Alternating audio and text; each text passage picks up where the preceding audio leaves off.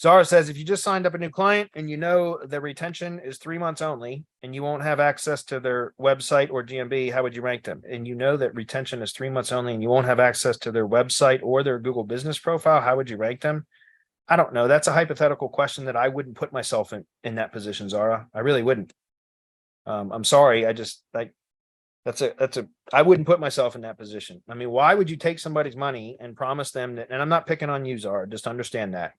What I'm saying is, why would you take somebody's money and promise them that you could provide them SEO results if they can't give you access to their Google business profile or their website?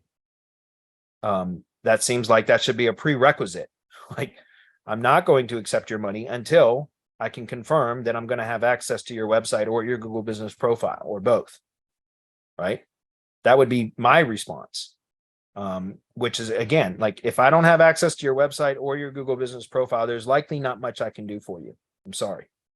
Or unless now hold on a minute. Let me back up. There are cases where that can be done. If they just won't give you access for, maybe it's a franchise and there's regulations against that or whatever. I don't know. Just throwing this out there. If they have a webmaster that you can provide instructions to for how to execute optimization changes on the website, then yeah, you can still do it, but you have to provide them the guidance, the consultation, the instruction that needs to be, on how to optimize the site and the Google business profile.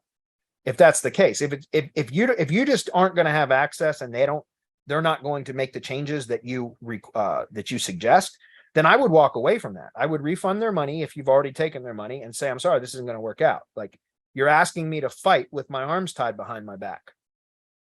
So I wouldn't do it.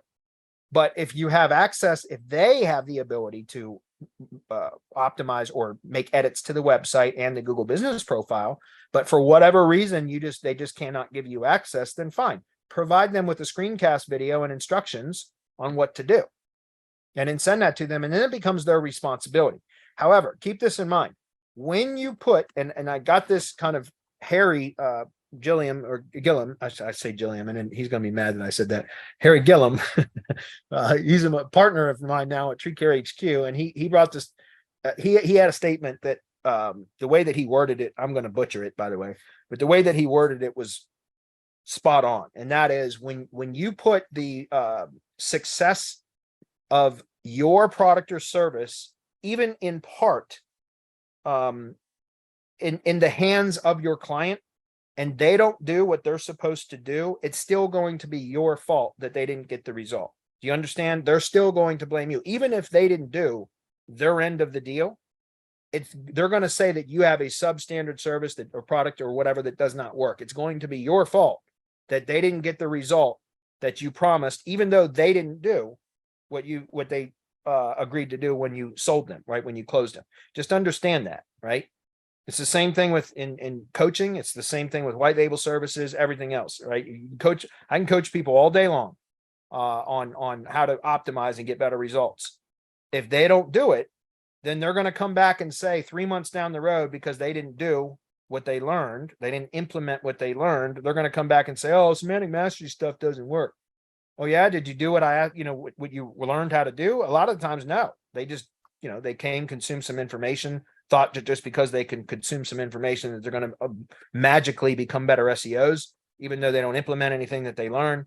And then 3 months later, when they don't have any different results than they did 3 months earlier, it's, of course, the coach's problem. It's the coach's fault. You know what I mean? And I'm just saying that from experience. It's the same thing with, part of the reason I bring this up, Zara, is because one of the things that Brand Builder, which is it's a service that we're leading with our agency work now, because it's a one-off service and it can produce significant results within 30 days. We can even provide a money-back guarantee. But part of that original kind of Brand Builder service offering, one of the deliverables was a database or list reactivation campaign.